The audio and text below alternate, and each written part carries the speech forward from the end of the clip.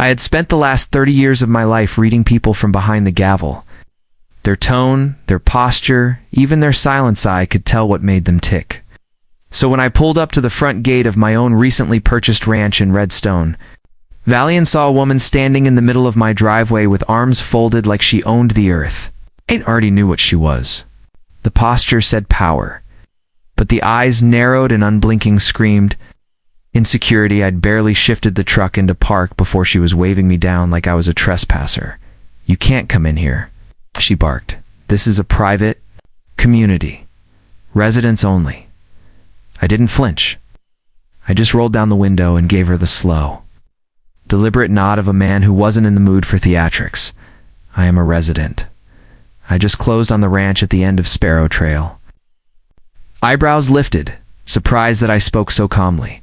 That's when I noticed the clipboard tucked under her elbow, a classic Karen move. This wasn't just some nosy neighbor. This woman had appointed herself queen of the neighborhood. "I wasn't notified of any sale," she sniffed.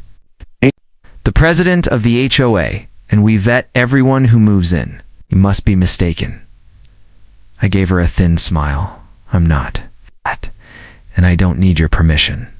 Now, to most people, I just look like another aging man in jeans, boots, and a gray flannel shirt. I don't carry myself like a judge off the bench. That's intentional. I don't go around flexing my status unless it's necessary. But something about the way she squared off with me made me wonder what kind of HOA.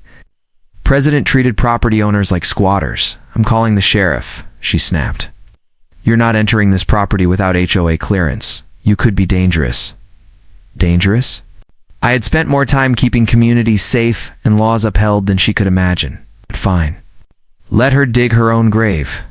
She stormed back to her white Lexus and started dialing. I used the time to ease my truck forward, entering my own property, regardless of her threats. Oh. A private road led up to my ranch house, a beautiful 12-acre plot, with pines, a wraparound porch, and a barn I was itching to restore. I'd bought it from a retired couple who had moved to Florida. The paperwork was as clean as the skies above. But I didn't get far before a patrol car pulled in behind me, lights flashing.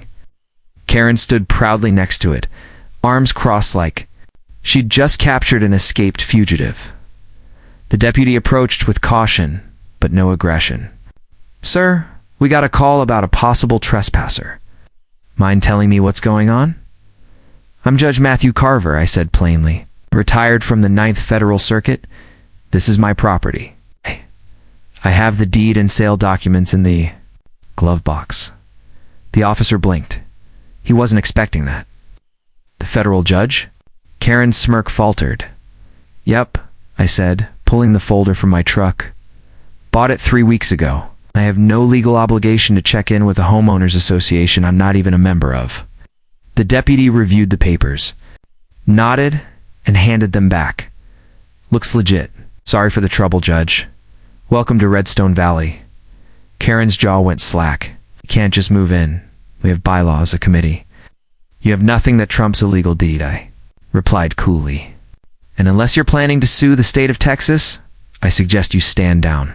She sputtered, furious but cornered. I could tell this wasn't over. It's not for her. That night, I settled into the ranch. But the peace didn't last long. Over the next week, strange things started happening. My mailbox was ripped out of the ground and placed upside down. A warning sticker appeared on my barn door citing unapproved structure modifications. I hadn't even started any work. Then came the fine notice I mailed, unsigned and comically aggressive. Violation. Unkempt grass height. It's violation. Unauthorized vehicle in driveway. They were printed in bold red font and looked official, but there was no contact number or real header. Just the vague Redstone Valley Homeowners Authority. I wasn't a man easily rattled, but these weren't just annoying. They were illegal, so I started doing what I'd done my whole career, digging. First, I went to the county office to examine the HOA's registration. What I found made my jaw tighten. Redstone Valley HOA had been officially dissolved 2 years ago. There had been a vote, scandal involving missing funds, and a board resignation. The HOA had legally ceased operations. But Karen, whose real name was Judith Kirkland, was still issuing fake fines, threatening residents, and pretending the HOA had full power. Worse, there were reports of her pocketing money from dues and claiming she needed it for community upgrades. But nothing had been upgraded. Just fear, intimidation, and falsified documents. I talked to a few neighbors. Most were scared to speak.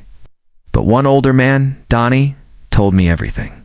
She keeps us all afraid, Judge. She parks in front of people's driveways.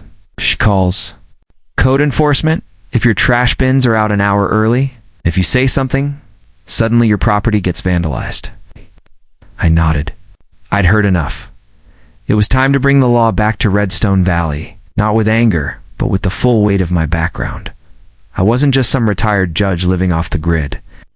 I had connections in state auditing, legal review, and federal housing oversight. And Karen. She was about to learn that the man she tried to bully was the very same man who had the power to dismantle her entire scheme.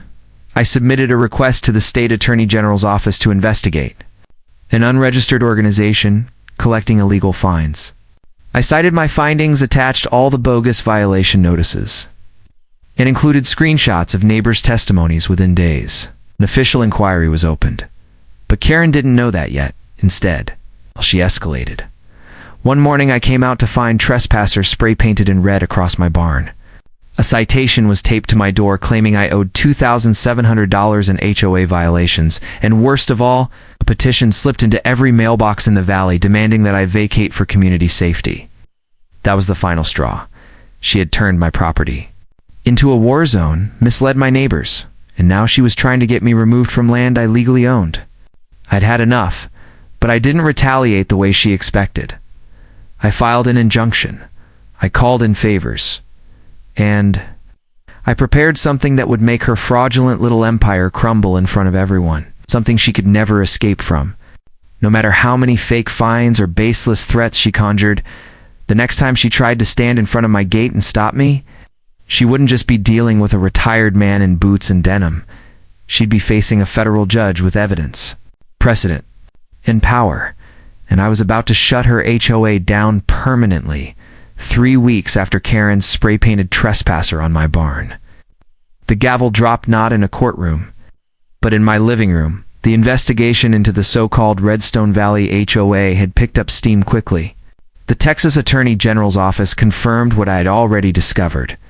The HOA had been legally dissolved over 2 years ago, and no longer had the right to issue fines, enforce rules, or collect dues.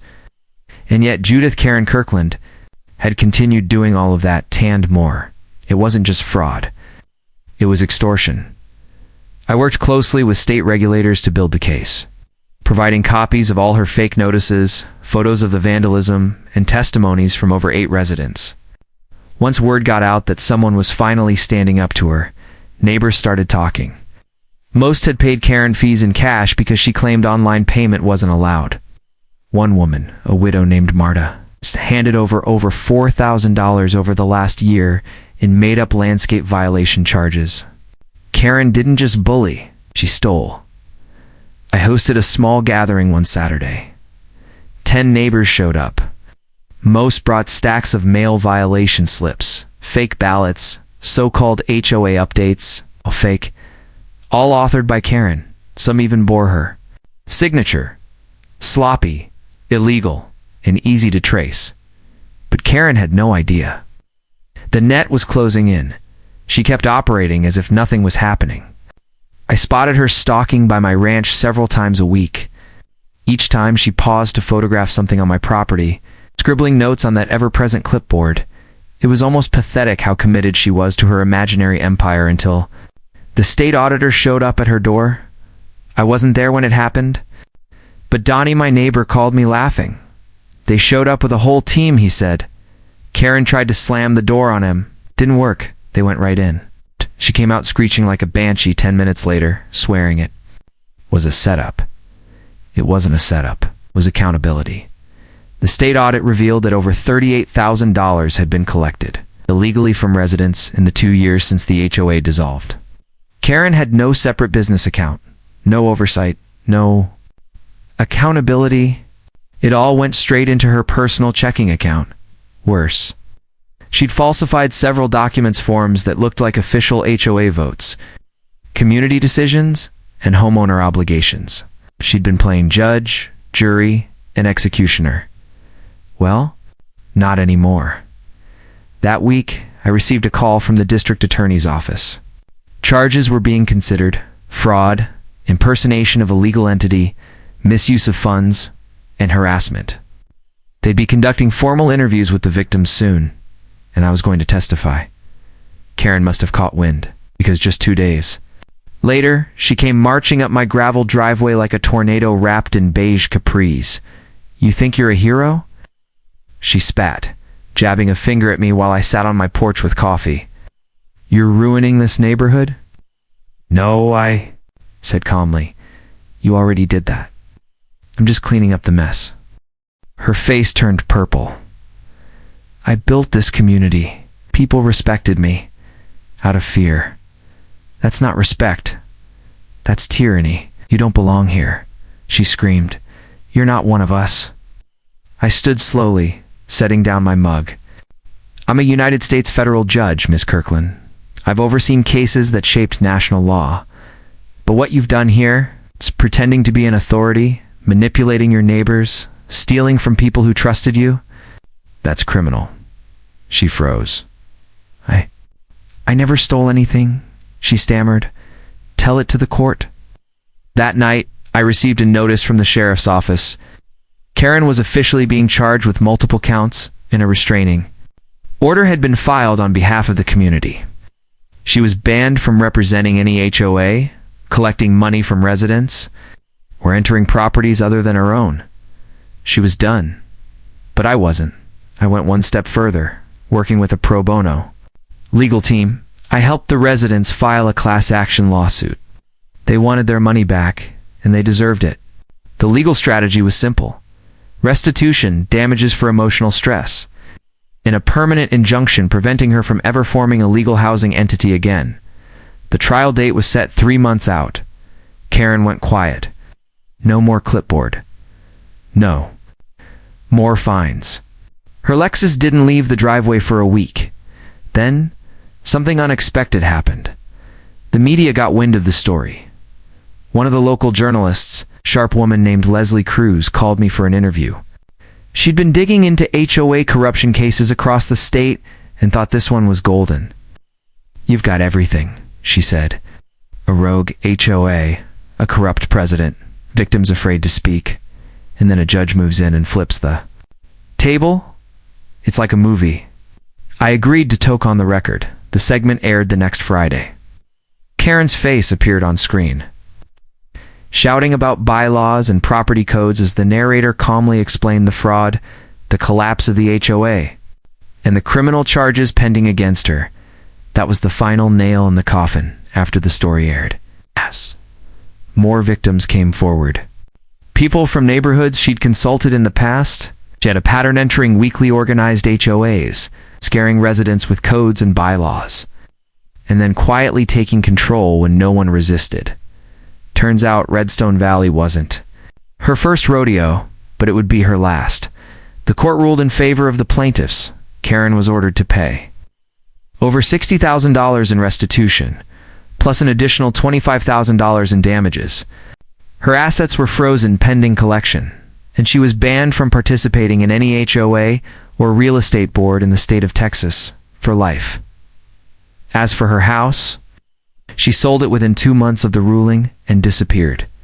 Some said she moved in with her sister in Nebraska. Others said she was planning to start over somewhere no one knew her name. Frankly, I didn't care. Redstone Valley was free. After the dust settled, the neighbors voted on whether to reinstate the HOA under new leadership and legal transparency. The answer was unanimous. No more HOA. The community chose independence, collaboration, and mutual respect instead. And me. I stayed right where I was. I fixed up the barn, planted a garden, and hosted Sunday BBQs where people actually smiled at each other. No clipboard, no fines, no fear, just neighbors. Sometimes, Donnie, still jokes, we ought to call you Sheriff Judge. I just laugh because when I moved into this valley, I came for peace. But what I found was a neighborhood ruled by fear until one woman tried to flex power she didn't have on the wrong man. She called the cops on me, tried to paint me as a criminal. But in the end, it wasn't me who needed to be removed. It was her, and I made sure the law didn't just visit Redstone Valley, it stayed for good.